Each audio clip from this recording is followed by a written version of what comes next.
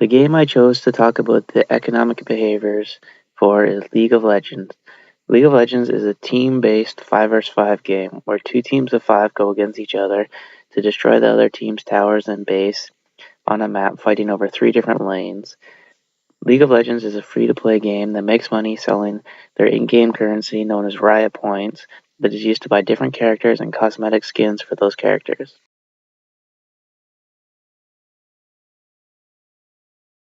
The first behavioral economic I chose is attraction layers. League of Legends sells Riot Points to buy skins and characters. These Riot Points are bought with real money.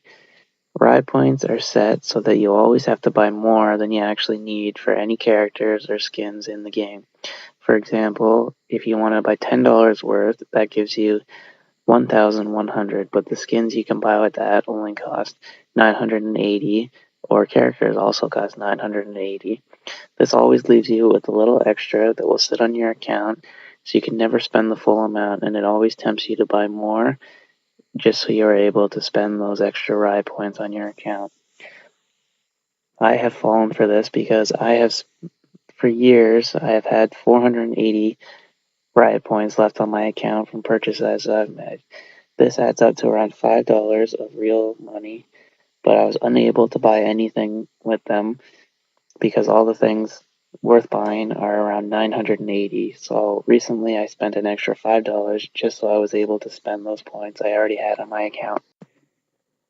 This helps with the retention of the game because it encourages players to keep playing, and the monetization of the game because as they play it encourages them to keep buying the paid currency.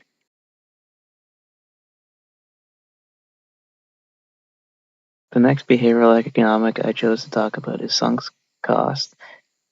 In League of Legends, the in-game currency takes a long time to acquire, especially for new players. Depending on how much you play, it can take weeks just to save up enough to buy a new character. So new players are encouraged and have a higher motivation to incur a sunk cost of purchasing an amount of Riot Points with real money so that they are able to play the game with different characters other than the very few starting characters.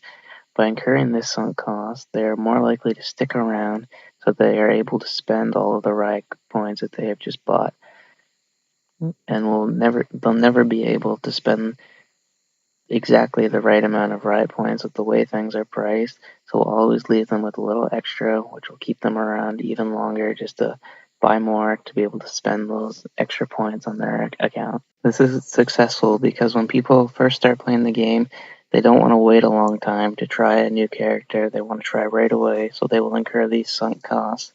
This helps with the game's retention, also as buying these Riot Points keeps the players around to spend those Riot Points and try new things, and also the monetization of the game.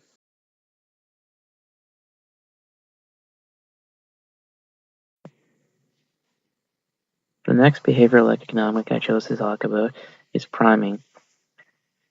This is used in League of Legends because, well, there are regular skins which cost around 1,000 Riot Points. They regularly release legendary skins which cost around 2,000. People believe they are getting something better simply because it costs more. Really, this skin is no different than the other non-legendary skins, but the cost makes it seem like it is better. There are also others that are twice expensive and only offer slightly more effects.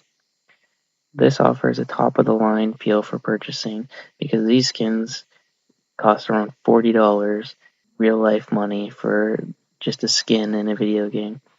This adds to the monetization of the games because people want the feeling of having the best, so they are willing to spend the extra money to get it.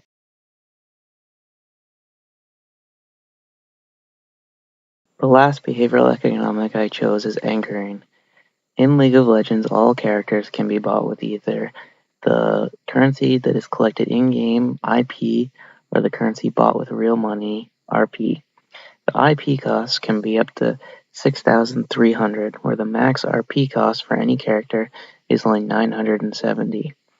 The 6,300 can only be collected in-game for free, while the RP of 970 is paid with real money and equal to around $10.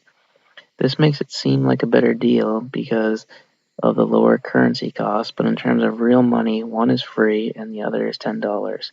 This helps the game in monetization because it encourages players to pay for things rather than spend a long time collecting a large amount of in-game currency where they can just buy something that seems, by looking at it, like a lesser amount of currency.